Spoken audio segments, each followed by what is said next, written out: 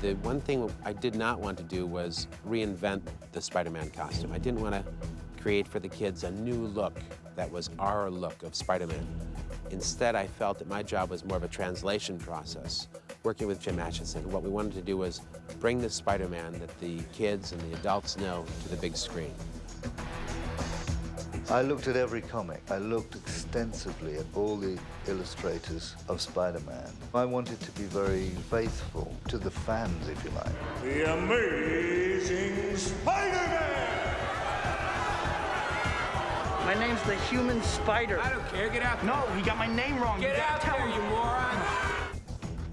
We had talked about different things, and the idea was Peter put this costume together out of what he had lying around or what he could easily get his hands on, and just, you know, did a drawing on a sweatshirt and threw on some sweatpants that were the right colors and these shoes, and then wore those like motorcycle gloves and this hood thing that you see his eyes. In the real world movie of Spider-Man, which we tried to make it was important to have real good justification where this crazy outfit came from. These wrestling acts have the most outrageous outfits, and so he designed his own outrageous outfit, hence the Spider-Man costume. We tested for 4 months various treatments of the costume. Alex, take a step toward Chris. Tighter. That was quite a process. First, I had to do a full body cast, and then I also had to do the head cast. We needed Spider-Man to be a very lithe and agile character, yet we needed to make him look like he had the muscles that a superhero would have. And the two were in great conflict with one another. So Jim came up with a lot of great technologies working on the costume. One of the ideas we had was to try and make the web itself just slightly three-dimensional, so that the suit would have the texture of the web, and that proved to be a really difficult thing to achieve. I was very impressed with what they finally did with it. I think the thing that really stepped it up a notch for me is we were trying on all these different suits, and you know, it has the webbing in it. I tried suits on that the webbing was sort of part of the pattern, and then I tried a suit on where the webbing was three-dimensional. There were separate pieces like on top of the suit. That's what sort of put it over the top because it added dimension to the suit. Spidey's got to adjust his glasses. What we've done with the outfit is to overprint about 130 different silkscreen prints. The silk screening process embeds the color through the fiber so that when you stretch the fabric, it stays saturated with color. There were 147 screens for all the different parts and colors and pieces.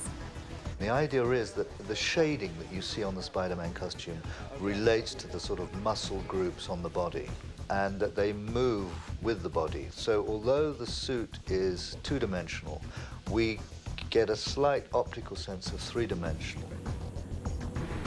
The company Oakley Sunglasses made, that's where we got our lenses, and the frames and everything else were all taken from hand-sculpted bits that our sculptor, Ray Scott, had created over a year's time.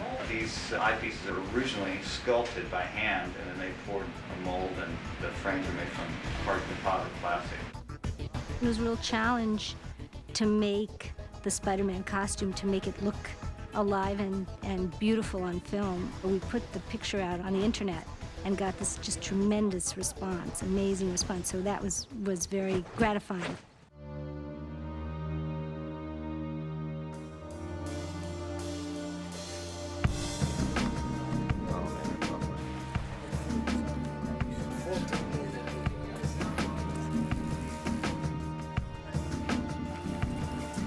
In my eyes, there's a lot more room to go wrong with the Green Goblin's costume.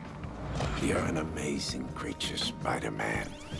You and I are not so different. I'm not like you. You're a murderer.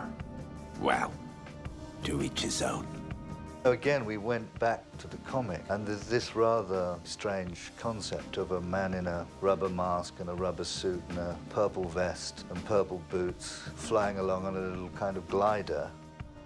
I mean, when you hear Goblin, you see Halloween, you see latex, you see you see the books, and the books were sort of, you know, the Goblin was pretty cheesy throughout history.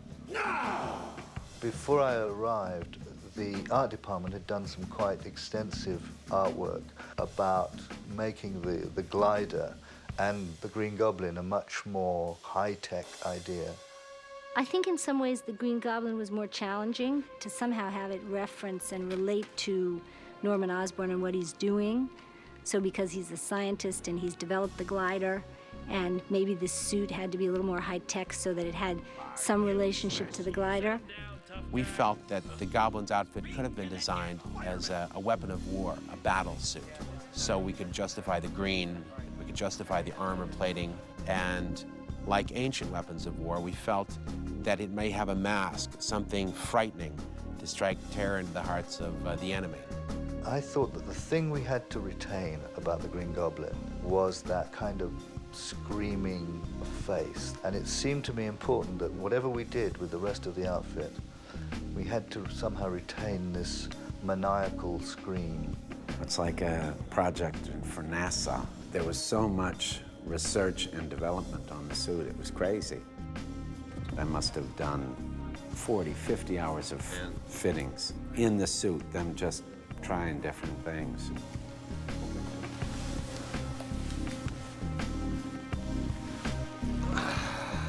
So they had to play around with certain ideas of materials and how the suit would work. Jim tested many different fabrics. We tried leather, we tried all sorts of different fabrics, and they would look great here, and they look on camera, they just look dead. And this was the only one that seemed to have a sort of reptilian look that he wanted.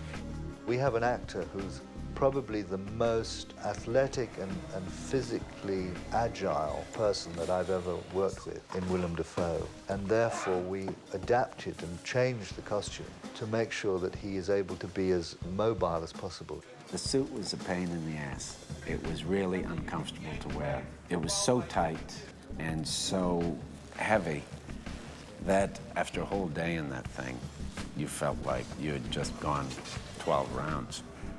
In the end, I think the suit works quite well, but it's a long, long process. It's not like he just draws this thing up and then says, go make it. In the end, the journey we went was that we went out doing our own thing and being, you know, innovative, but we kept coming back to the actual drawings of Spider-Man. Is that in order to maintain the integrity of Spider-Man, we had to be faithful to it.